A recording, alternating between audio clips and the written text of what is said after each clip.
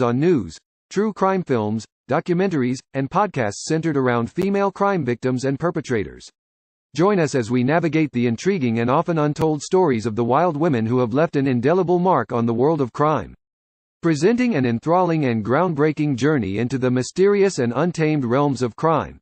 This podcast examines the enigmatic facets from a female perspective, ensuring a captivating experience that will hold your attention. Subscribe to the Wyrd Realities Network now for your regular dose of thrilling and thought-provoking content. The untold stories of the wild women of Wyrd await you. #Wild Women of Wyrd #True Crime Podcast online at wyrdrealities.net. Hello, everybody. This is Finley Jones here with Hadley Thorne, Bethany Stutzman, and Crystal Michelle. We are here tonight to talk about Gypsy Rose Blanchard and to touch on some Munchausen syndrome by proxy, because that's terrifying. If you don't know what that is, it's a mental illness and a form of child abuse.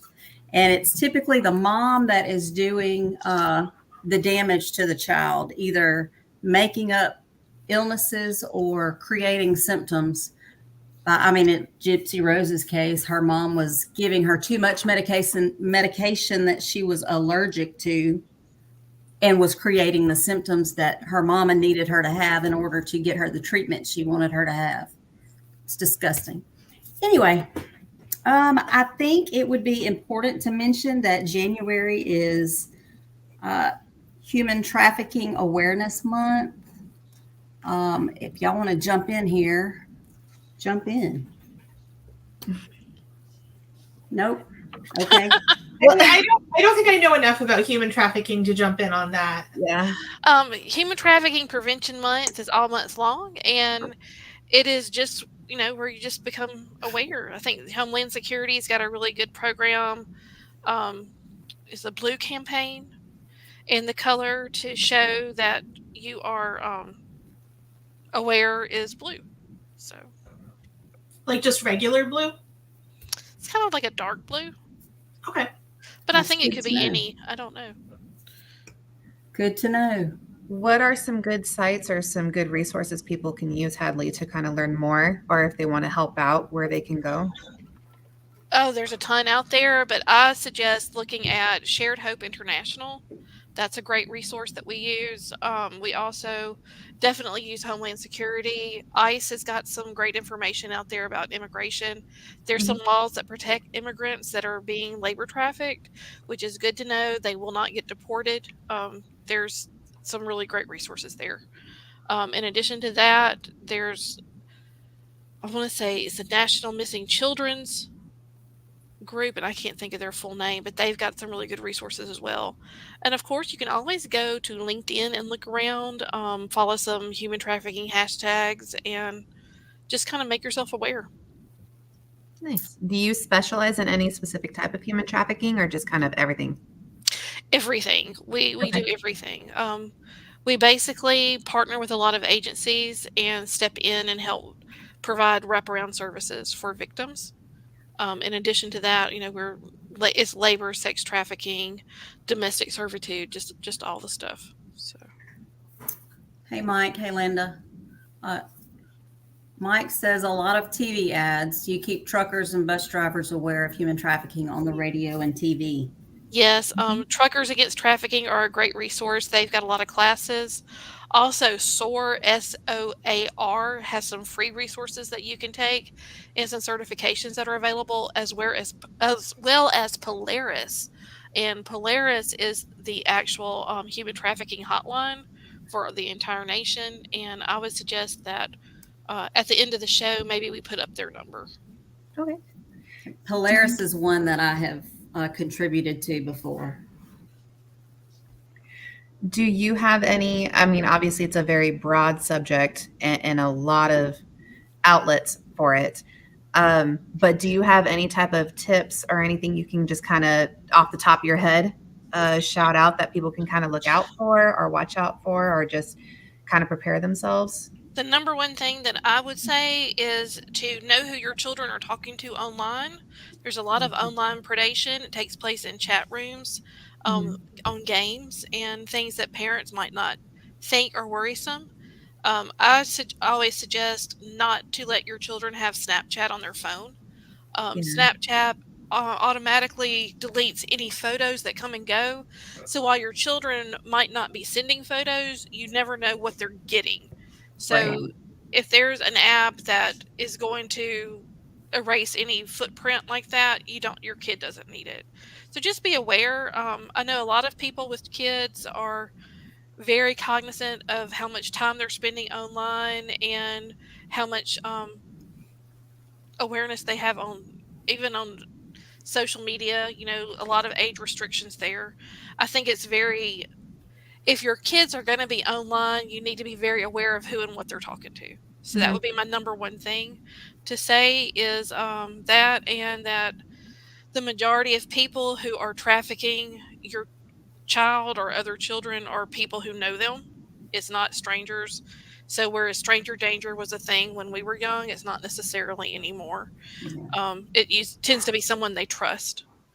So What the anyone vulnerable is could be a victim of trafficking, whether it's labor, domestic servitude, or sexual trafficking. So just be aware of those things.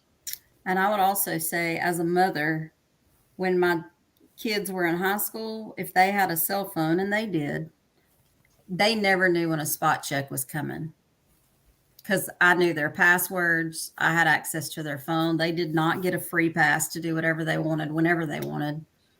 I could log into anything at any time and see what was going on in their lives. And I think a lot of parents think that they are invading their children's privacy, and I just don't think that's right. But that's my opinion. I don't Like, judge anybody if they think it. like there's a difference in letting them have their privacy and monitoring like what kind of activities they're doing and like what kind of apps they're using and like verifying who they're talking with. I think that there is a distinction between the two. Yeah. I know that with it, when we hear about these things, we're always like, oh, that's other people, or that couldn't happen to me, or I have a tight hold on my kids type thing.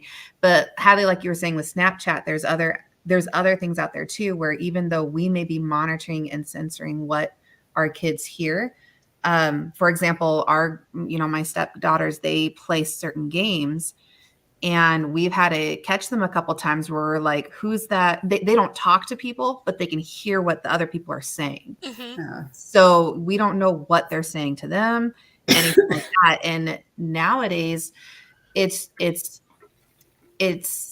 shocking almost how much access kids have and people have to kids just through social media, because there's things that they'll come up to me and they'll say, and I'm like, where did you even learn that, or where'd you hear that? And they're like, oh, TikTok or something. Now our kids come from a multi-parent household because we're co-parenting, so we can't control what happens at the other household. But it's just interesting to see how much influence that social media has on kids. And even though you think it may not happen to you, you never know who's talking to your kids. Like you just said, you can censor your kids, but you can't censor all the time who's talking to your kids.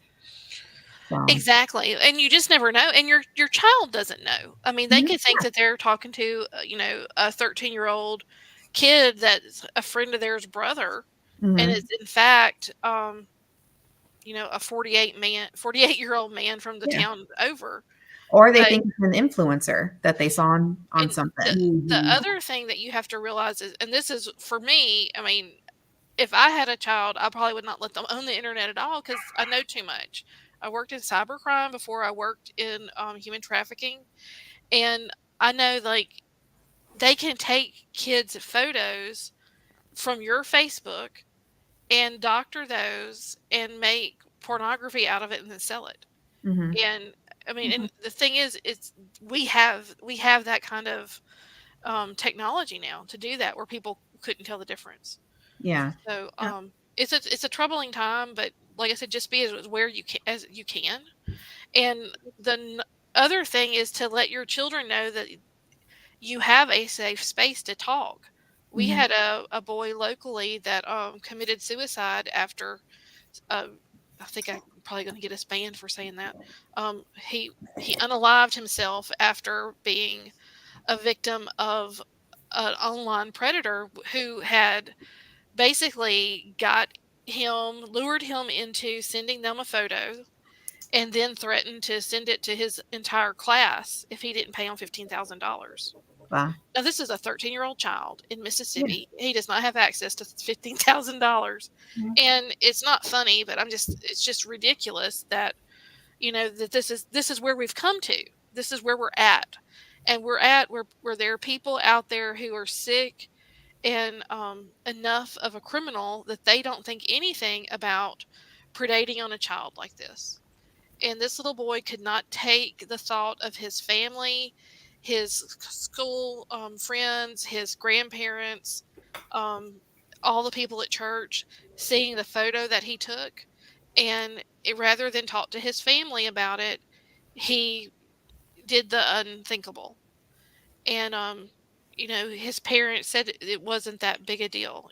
They wished that he had just come to them. And that's where we're at. It's not. But your child, that's the end of the world for them. I mean, to think that photo could be out there, Well, and when you're that age, everything's so intense, and it's like everything's life or death. That is the end of the world for them. Yeah, it is. Yeah, and I feel like, predators unfortunately know exactly how to prey on your worst, the worst thing that you could possibly imagine. Well, that's what they do. They groom these victims into a place where they can manipulate them and coerce them, and then that's where it all starts. And then once they have them on the hook, it changes. Yep. It's a terrible thing. It's not anything new. It's just it looks different. We're more aware of it now. Right. Whereas I think probably 15 years ago, there was a lot of times if a girl was rescued and brought out of a trafficking situation, the trafficker would do whatever they could to get her back.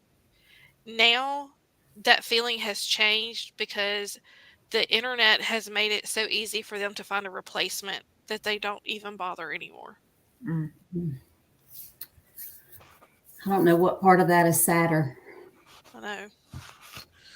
And something else that I would say that I'm conscious of and I'm aware of is when you check into places on social media or like with Snapchat, it's super easy to turn off, but Snapchat has a map that shows you where all your friends are. So it's really easy to track people unless you turn that off, which I have that. I do use Snapchat myself, and I definitely have that turned off.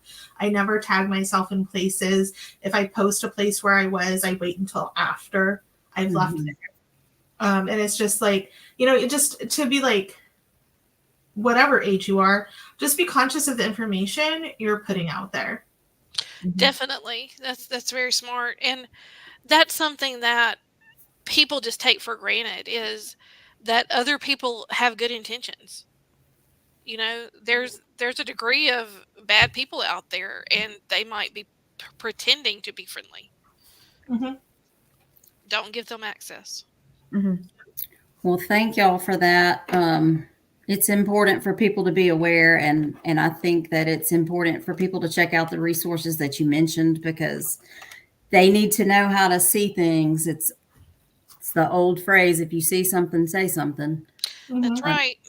And just so y'all know, and I will say this, some law enforcement friends of mine have always said to mention to people, it doesn't matter if you're wrong.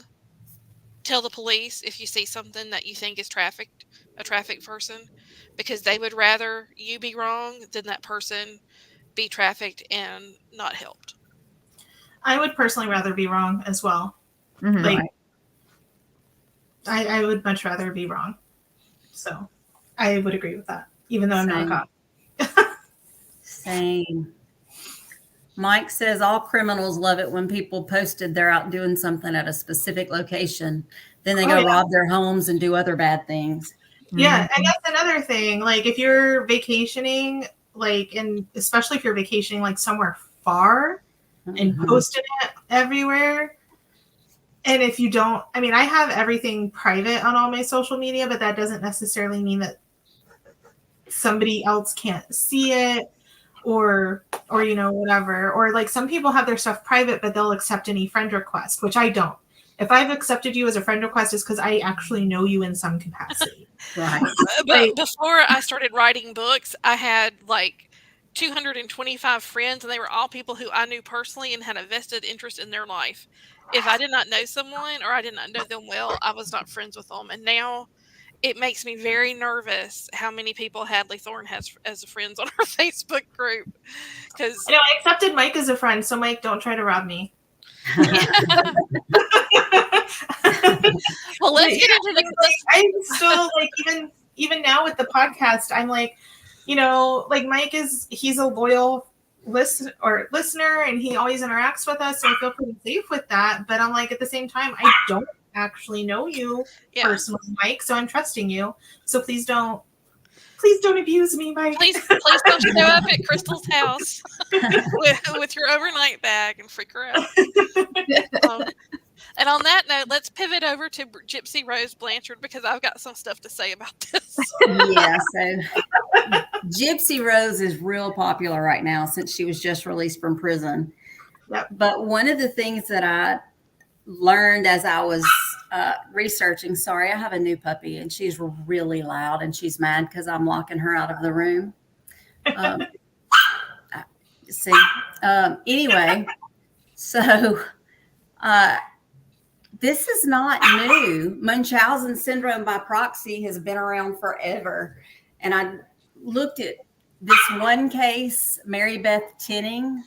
Let me just relieve this dog. Goodness gracious, sorry. Anyway, she had 9 kids. All 9 died. None of them lived past the age of 4. That was in 1967 through 1985, I think. Yeah, 67 to 85. There was one child that died at the age of 8 days, and that was the only child of hers that they believed died of natural causes. Wow. They lived in Schenectady, New York. That's such a neat name to say, Schenectady. Anyway, they said the Tinning family suffered from the death gene. And then when she was asked why would she bring more babies into the world if they're destined to die so shortly after, she said, well, that's what women are supposed to do. That's pretty sad. Well, that's a problematic statement. Yeah, all over just that is a problematic statement, but not the most problematic of her. But right. So after 14 years of deaths, she was finally arrested for the murders of Barbara Ann, Joseph, Jennifer, Mary Frances, Timothy, Nathan, Michael, Jonathan, and Tammy Lynn. And the only one that the police could prove was the smothering death of the youngest child, Tammy Lynn. Wow. But then after she was convicted and sentenced to 20 years to life, she eventually confessed to having smothered 2 other children of hers. But everybody believes, or I should say it is widely believed that she killed 8 of them, 8 of her 9 children. She's in her 70s now. Do what? Did she ever say why or give a reason? No, it doesn't say. It doesn't say what her reason was. But she's now in her 70s. She'll probably be in prison for the rest of her life. And she would like to volunteer to care for sick inmates. Yeah, don't allow her to do that. Exactly. I mean, Munchausen is not just for children. Mm-hmm. Anyway, she has tried 5 times for parole and was denied all 5 times. Yeah. I mean, not to be just completely hateful, but good. Right. No, I agree. She would find a way, you know. For some inmates, that might be the punishment for them, that she has to care for them. Yeah. I mean, that would be bad. It was sad to me when I was researching about Gypsy Rose is that her Dee Dee Blanchard's parents, the dad and the stepmom, do not care that she is dead. They flushed her ashes down the toilet. Wow. They did Well, not care. They as I said was she deserved it. like as I was researching for today, because I was familiar with the case. I think it's really hard not to at least have some periphery knowledge of this Right. case, because it was such a big thing, and it's such a big thing again now that Gypsy Rose is being released. But it's just like I hadn't really heard or known much about Dee Dee's past. And manipulation and fraud was something that she was doing for pretty much her entire life, and her family was often the victims. So even before she had this Munchausen by proxy syndrome, like most of her family just had been abused by her and defrauded by her in other ways so many times that they had just basically written her off. Well, And the father had said, or I think I saw where the sister to Gypsy's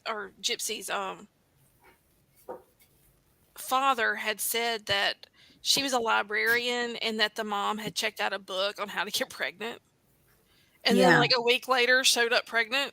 Oh gosh. Yeah. So she was always looking for an angle. Mhm. They said that she was manipulative from the beginning, that she'd always been that way. yeah. I think she was just hungry for attention all the time. And she wanted money, and she got so much by extorting and abusing her child the way that she did.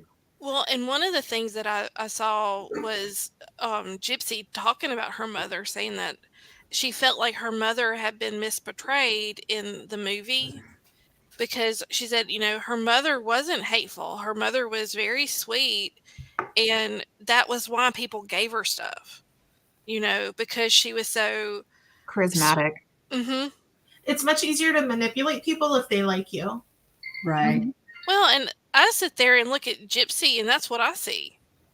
And it bothers me that people seem to be drinking the Kool-Aid and like really supporting her. And it's like, I get that she's a victim, but she's also exploiting and taking advantage of things too.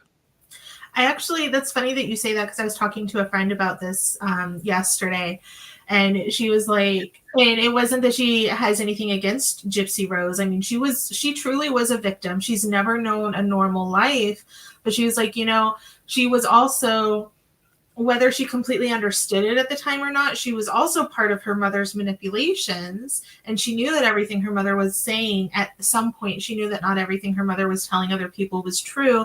And she's just like, I'm just worried she could end up becoming a master manipulator as well. And I'm just like, but I feel like it's not my job to judge her before she's ever had a chance to even live life, because she hasn't had a chance to do that yet. Yeah. Well, it's kind of like the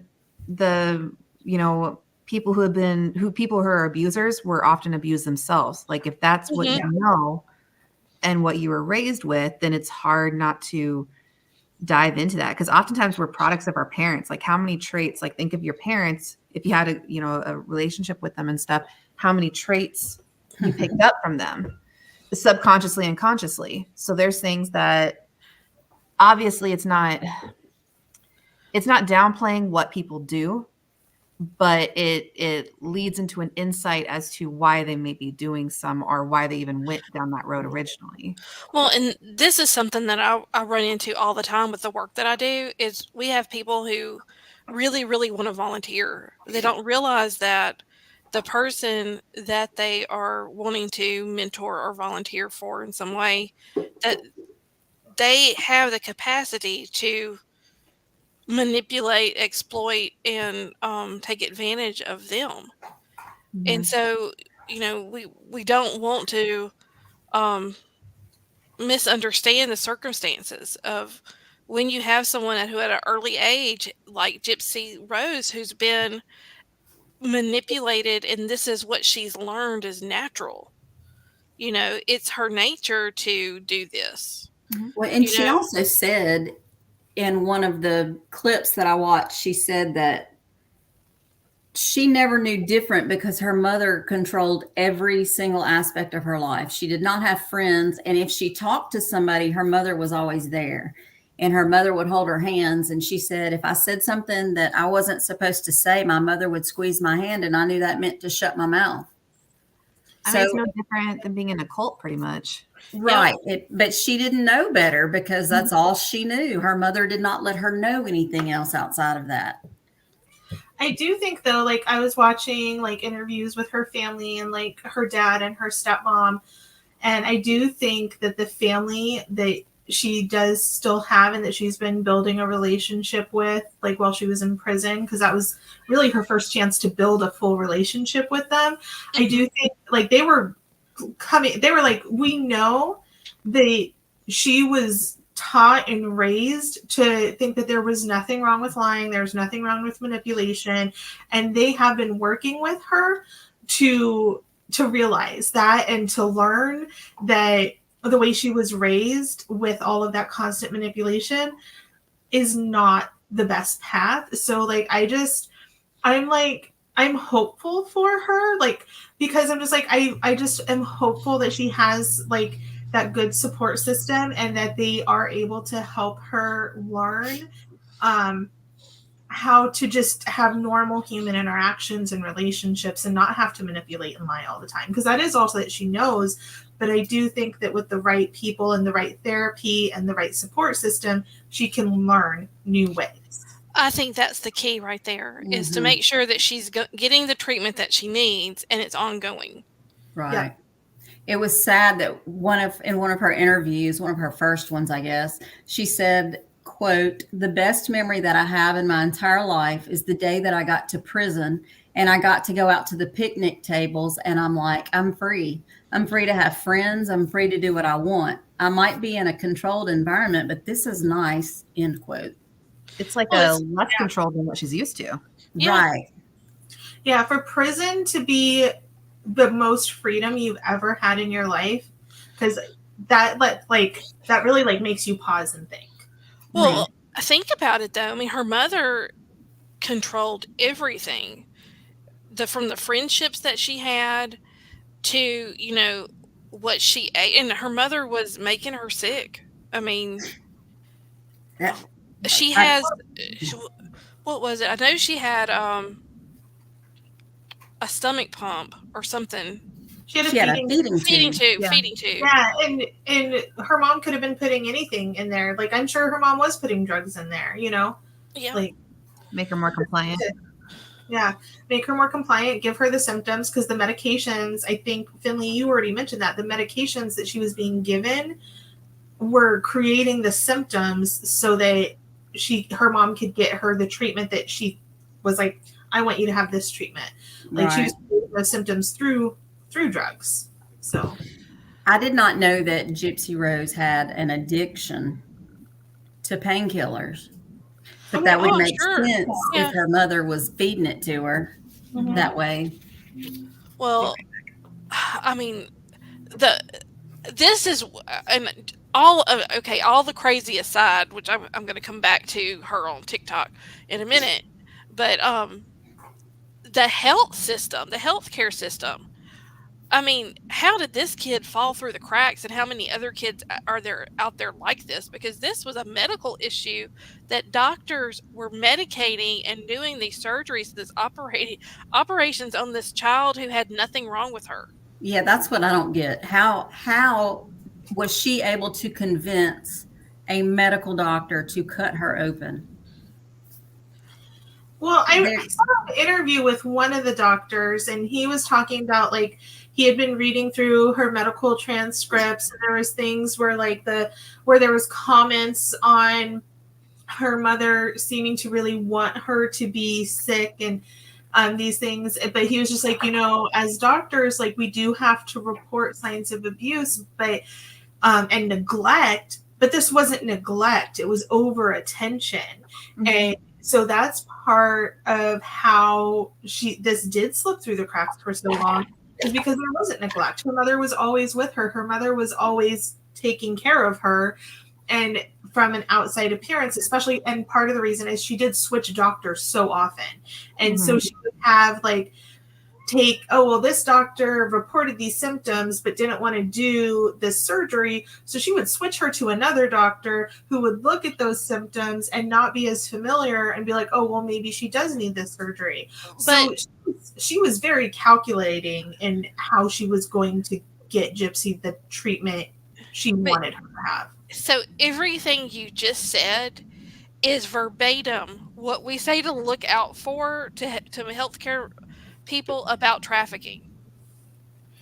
They don't let the person talk. They don't let the person have any say so. The person will, not have a voice. Sorry, I just had to throw that in there because it's so familiar. That's something you guys tell people to look out for, and I don't know if it's just because this was 10 years ago.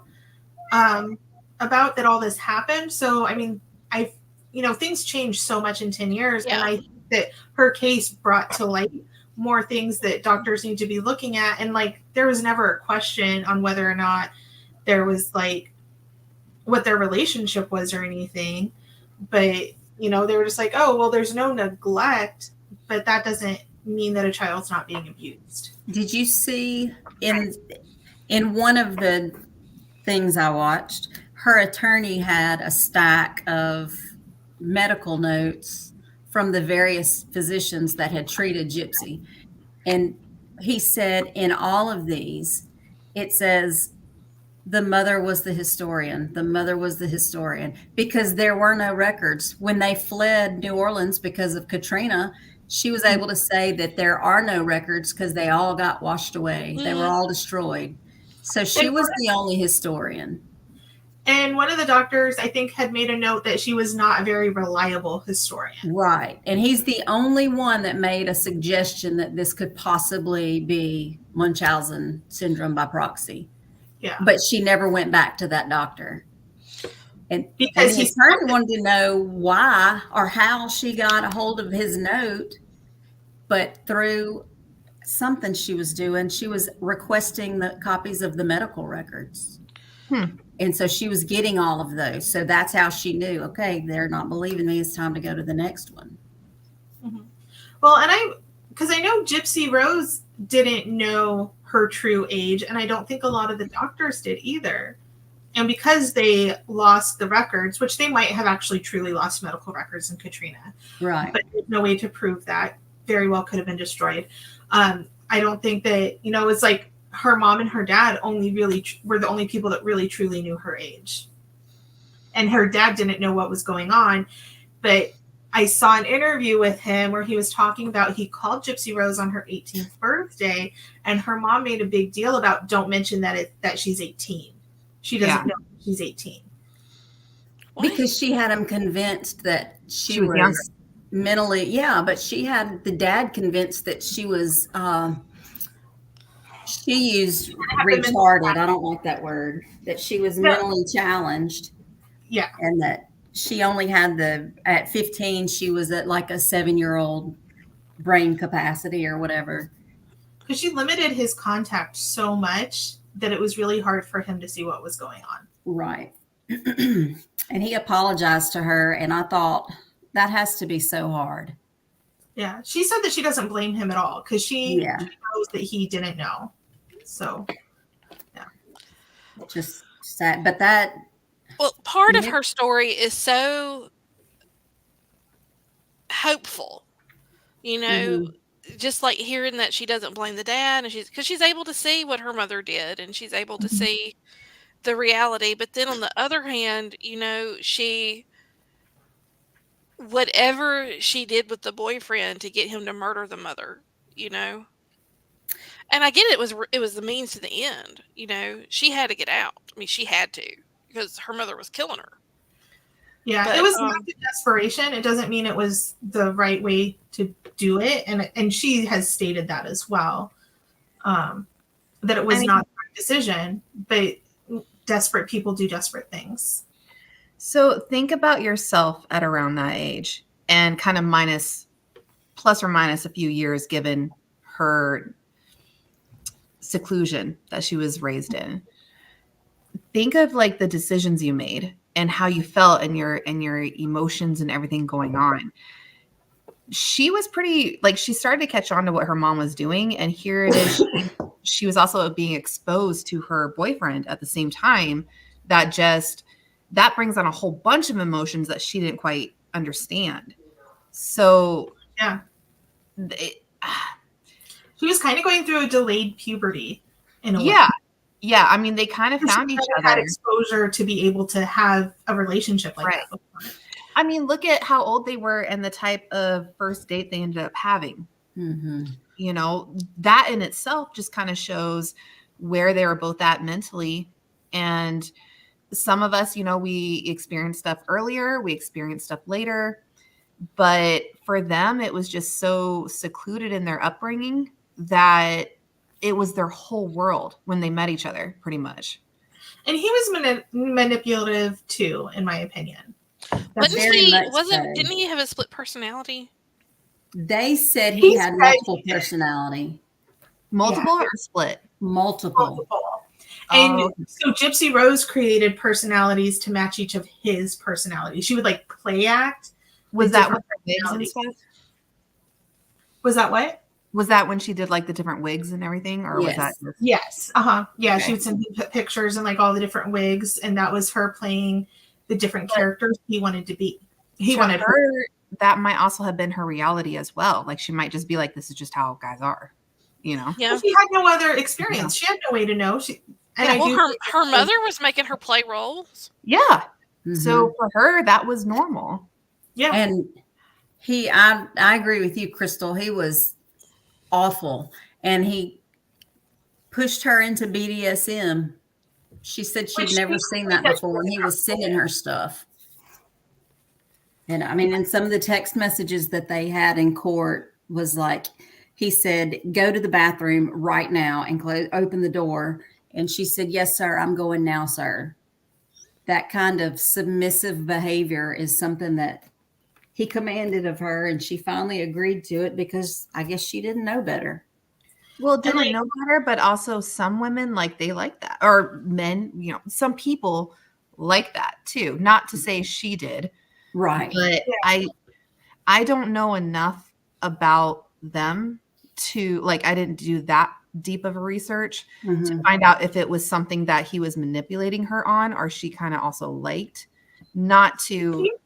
Oh, sorry. I didn't mean to interrupt. Go. No, you're good. I'm like, I don't know if it's coming across. I'm not trying to justify what either one of them did. But at the same time, there's people, even women like my age and older, who like that stuff. Right, and if you do, that's fine. Right, but for her, it's like I don't think she knew the difference on what was right or not right. So okay, she liked and didn't like. I don't know. So do y'all feel like she was sexually assaulted by him?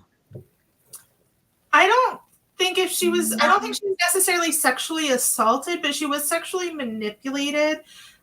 Because like I'm not into BDSM. No judgment on anybody that is. But I do like, and I have some friends that are in that community though, and consent and agreement and comfort and safety for people that are like truly part of that community. Those are huge to them.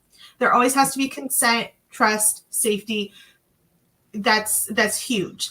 And he manipulated her into agreeing to the BDSM. I don't know enough about their sexual encounters and I don't want to, that's their business. I don't think from what she said that she didn't want to have sex with him. She just wasn't comfortable with all the stuff that he wanted. No, he murdered her mother. Then he wanted to have sex with her. And she was saying to the policeman that that happened and she didn't want to, but did. And that's what I'm curious. Like, is little things like that, I'm not sure if she's lying or telling the truth. Well, she said that when he killed her mother, he was going to rape her mother. He told her he was going to do it his way and then he was going to rape her after he killed her. And so she made a deal with him. Instead. Mm-hmm. Do what? She offered herself up to him instead. But I think they had sex before that. They did at the movie theater. The movie theater, yeah. So, and yeah. at least the first time it sounds like she was a willing participant, but I'm not sure if they actually did have sex after her mother was dead, but it had been part of the plan. I guess all I'm trying to bring is a different viewpoint on, yes, how we look at it is one way, but we can't downplay what he did, but we can't downplay her part. We can't underestimate her either. Yeah. Just because none of us know what was going through her head and what she was, like Hadley said, you don't know what to trust what she says.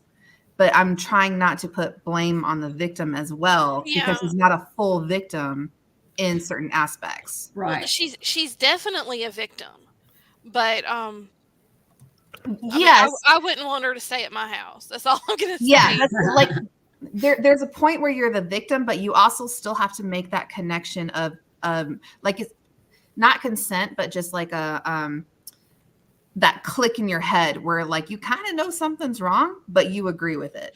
Like, how far is too far? Yeah, like her line of what's right and what's wrong is so blurred for her, and to lie and manipulate comes so naturally because of what her mother did to her. So she's a victim in that sense, but some of her actions may not be fully of a victim. Well, she's got a lot of Stockholm syndrome going on too. Yeah, that's where it kind of blurs a whole bunch of stuff. But there's the whole her compass of right and wrong as an adult. Yeah. Is off. Very, very off. Yeah. It's a very interesting case, and it's one that I'm intrigued by, especially since she's been released and you see her all over, like TikTok and making videos, and it's one of the things that I saw on, and I've been YouTubing her all day. So it was talking about her on TikTok living her best life, and she's, she is she's a TikTok influencer. It's really strange, and I don't even know what to feel about it. It's just very weird. I mean, it is. I understand why she's getting so much attention, because it is a fascinating case. It's really interesting. It's very fascinating, and people want to know, like, I think people want to know, who is she now?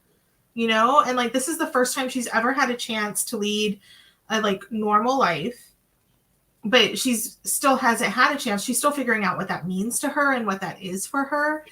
And I do think, it's just like, I'm cautiously optimistic, I guess, for her. And I don't think it's fair. Like, I'm just trying not to make any judgments on what her life's going to be or how she's going to act. I'm trying to look at the situation as a whole, and I'm like, she lived her life as this victim her whole life, didn't even realize she was being abused for a long time, finally did, and then she went and lived in jail for the rest of her life, and jail was the most freedom that she's ever had. So now she actually has freedom, like the first time in her life she's ever had freedom. But does she? I'm just like, what was the first thing you did when you were 16 and were able to drive in a car by yourself? It wasn't anything smart. Nope. Look at his face. It wasn't anything smart. So in a way, it's like, she's 32, but she's an adult. And this is going back into that whole, but is she okay? She's married this man that she met in prison. Yeah.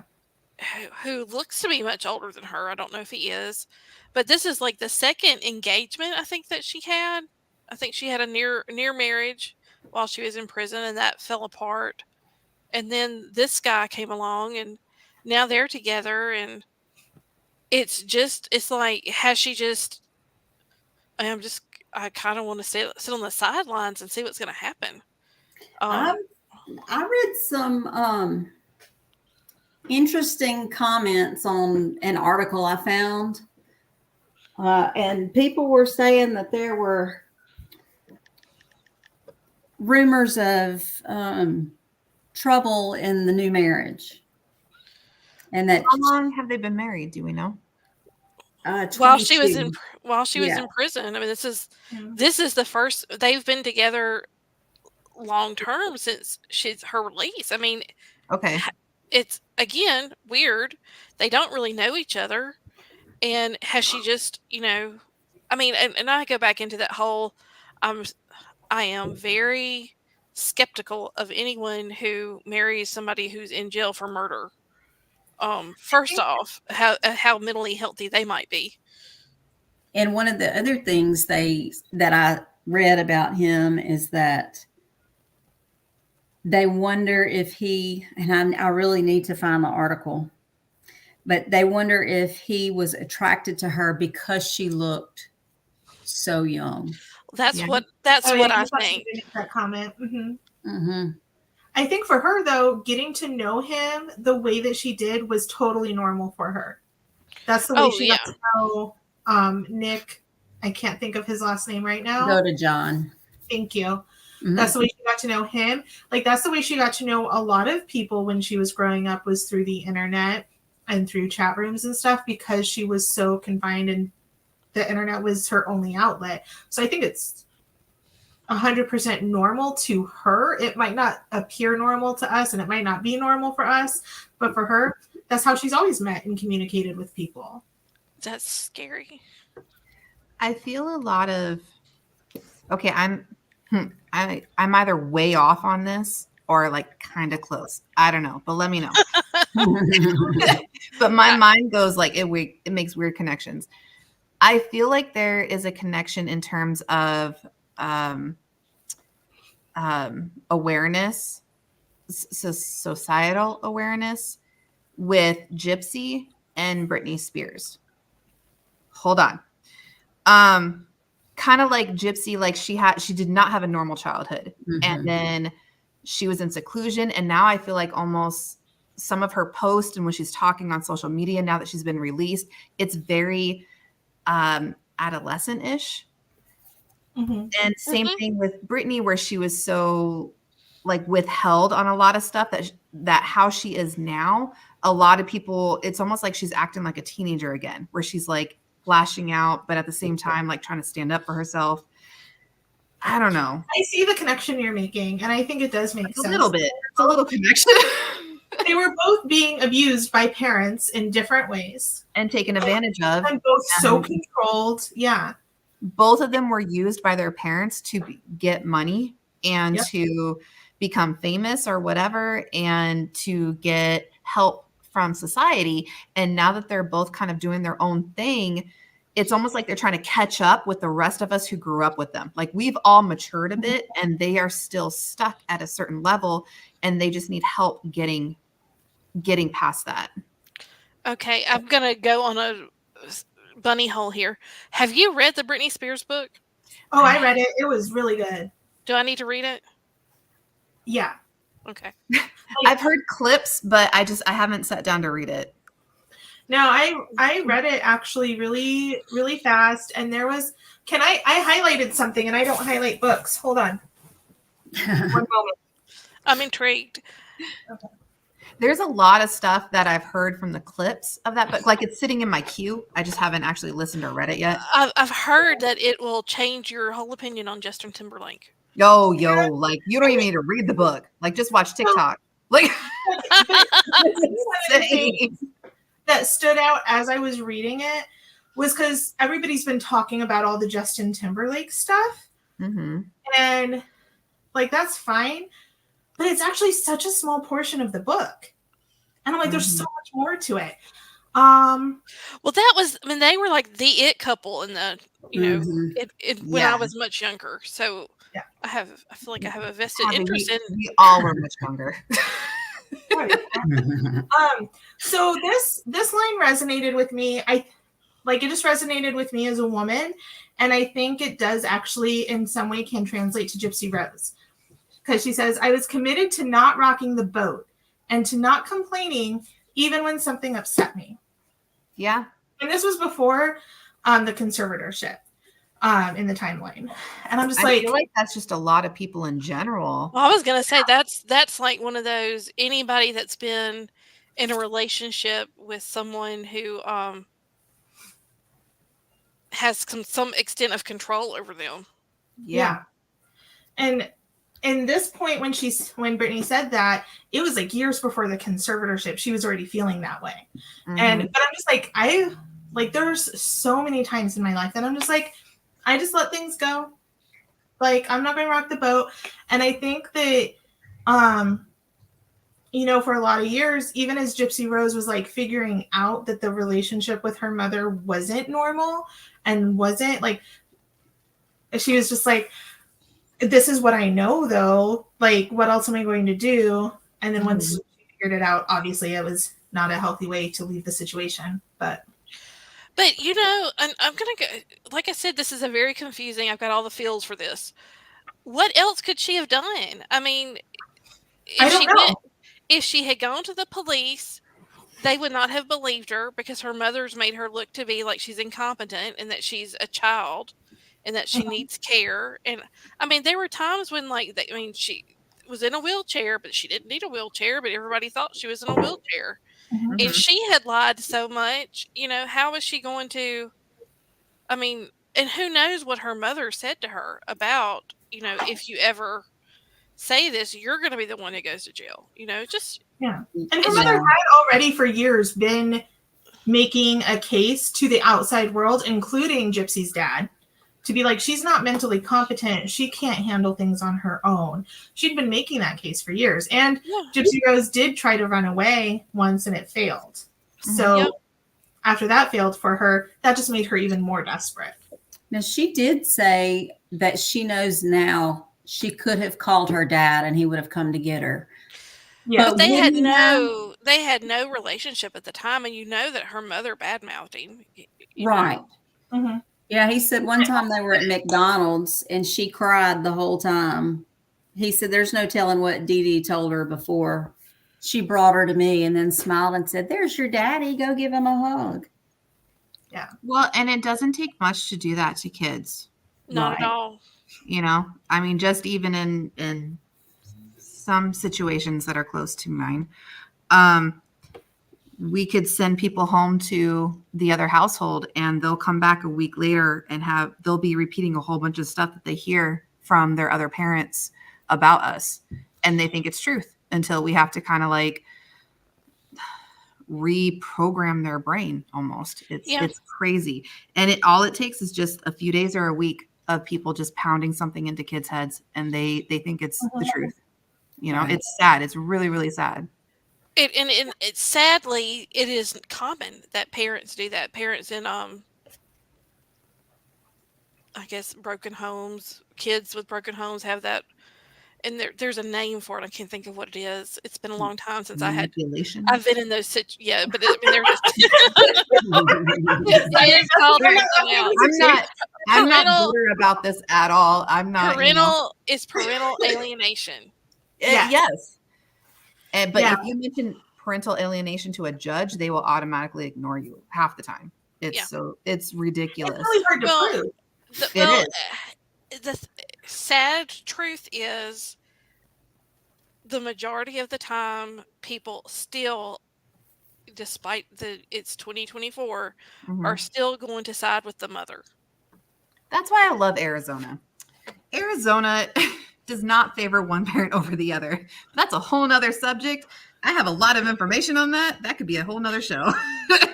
Well, in Mississippi, a friend of mine went through a divorce and her husband got custody of the kids that were hers from a previous marriage. Yeah. Yeah. So, wow. That's not common, but I've heard of cases like that because the mother was like so unfit. But like in cases like that, it's like extremely obvious. But like when it's more subtle, it's a lot harder to prove. And I'm just like, it just makes me so sad for the kids because it's frustrating. Like it's going to be frustrating as the other parent who's trying to co-parent. And especially if you're trying to have like a healthy co-parenting relationship, it's frustrating, especially to know that somebody's bad talking you to your kids. But then in the end, you're really hurting the kids more than anybody else. Yeah. You're just confusing the heck out of them. And you know what? The kids are smart and they catch on. and to see them finally catch on, one, it breaks your heart that they're realizing that the other parent was kind of lying to them about stuff, but a little bit of you kind of feels a little happy that they're seeing the truth. And it's a very weird feeling to have that. Yeah. But that's the thing, like, kids are smarter than people realize, and they do catch on eventually. And it might take longer. It might take some people longer. And, like, you know, like Gypsy Rose, it did take her a long time because she was so isolated. Mm-hmm. But she still was able to eventually figure it out, and know that, like, things needed to change. Right. Yeah. So, one of the experts that was in the documentary or video that I watched, she made a comment about mothers or women, because 95% of them are women, is what she said. She said, these people are not insane. They're exceedingly calculated. They plan, they have the behavior, they go to great lengths to maintain that they're right. And that is scary. It's also, it sounds like narcissism to me, just classic narcissism. Well, I think that Munchausen syndrome by proxy and narcissism have a lot of crossover, because a lot of the purpose of that is to get the attention of Munchausen's is to get the attention and get the sympathy. And that's a thing that narcissists thrive on, is attention and being able to manipulate people in the way that they want, you know? So. I think what bothered me most about that statement, though, that she made, this was Beatrice Younger. She's an RN Munchausen syndrome expert. The fact that she said that these people are not insane, they're just calculated, that is scary to me. Because as a mother, I cannot imagine blowing into my child's abdomen so that it distends so she can get, I cannot fathom doing that to my child. Let's take a moment and sit back and realize that this is,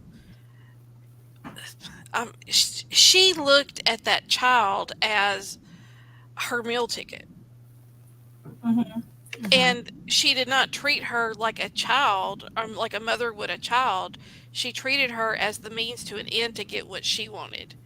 And that's where the manipulation, and I mean, it is truly narcissistic, more so than probably Munchausen by proxy.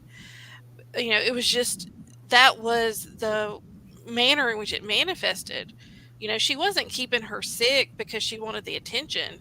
She was keeping her sick because it paid the bills. It got her a house. You know, they got free stuff. Also made her feel needed too. Yeah. But Well, did it make her feel needed though, or did it make her feel powerful? That's kind of that's a thin line for some people. Yeah. Let me ask you guys this. Obviously, this is an extreme case, okay? But do you feel it's just a little similar to some parents who put their children in the entertainment industry super young, or people who push their kids to be like gold medalists, things like that? Not all of them, obviously, but ones who just kind of really push things because they know it will benefit the parent later on, even though they say they're doing it for the kid. Well, you know, there's some kids that they really want to do the stuff, but then you have the parents who make them. And I think that's where we're seeing the difference. Yeah. I think I see the like connection you're making, Bethany, but I think I understand the connection you're making.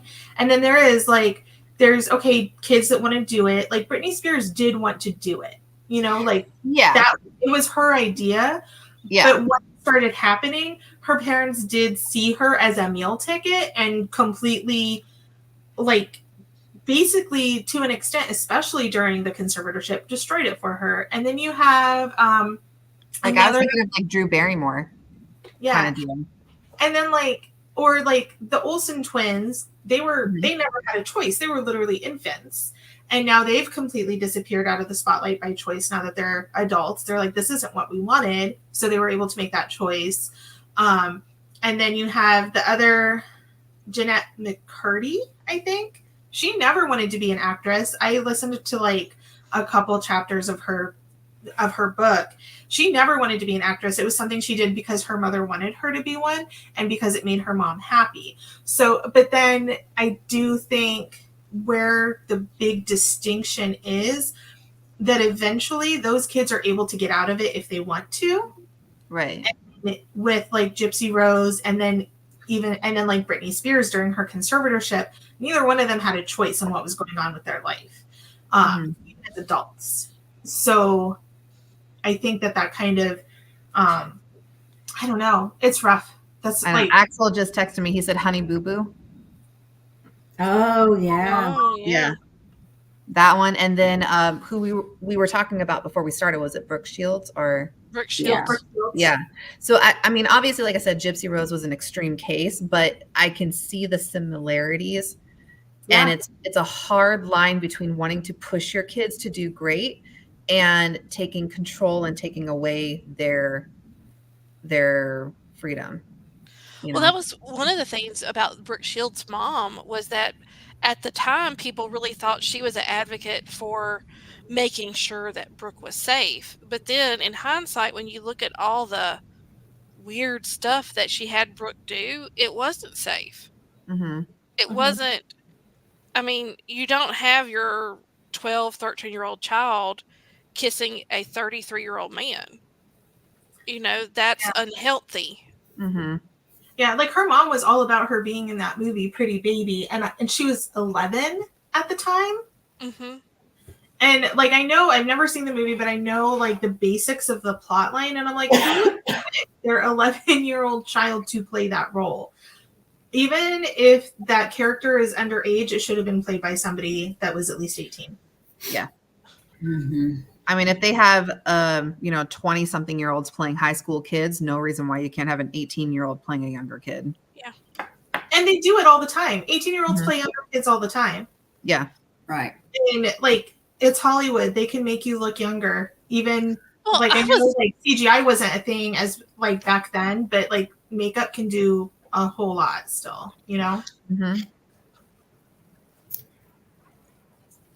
It's insane what we do, or what they, especially as I guess we mature as a society in so many ways, but in others, I mean, we're not, we're going backwards. Who knows? Who knows what tomorrow will bring, girls? It's a crazy world out there. It is a crazy world. And I think really with like going back to your connection with like stage parents, for lack of a better word, it really is like, are you trying to help your kid pursue a passion that they have, or are you using your kid as a meal ticket and controlling their life? Because that's what Dee Dee was doing to Gypsy. She was using her as a meal ticket and controlling her life. Well, going back to Britney Spears, I mean, the conservatorship, I mean, she was 18 to 21 when all that was going down. The minute she turned 18, she was early 20s when the conservatorship happened. Well, the minute she turned 18, a good parent would have been prepping her to take care of her own money when she turned 21. Her dad, during the conservatorship, was paying himself $500,000 a year. And her lawyer, his job was to make sure, like, so she didn't know until like almost the end of her conservatorship. She had no idea that she was allowed to choose her own lawyer. So her lawyer that was supposed to represent her, but was actually chosen by her dad, and would like refuse to talk to her and like would not do anything for her at all during most of the conservatorship. He was making $600,000 a year, and she couldn't even get in touch with him because her dad didn't want her to. So like it was, that conservatorship was literally, it was just about exploitation of her by her family. And like, I was crying when I found out. Like, I learned so much from the book, and like, I don't want to like tell you guys everything because I do think you should read it. Like, when I found out the way the conservatorship was handled and she was taken, like she was there, I will say one thing. There were SWAT teams involved. Like, she was a criminal. I remember when all that happened. I mean, I remember like it was really even from the outside looking in, and I did not know anything of what the truth was it did not make sense that the way she was being treated.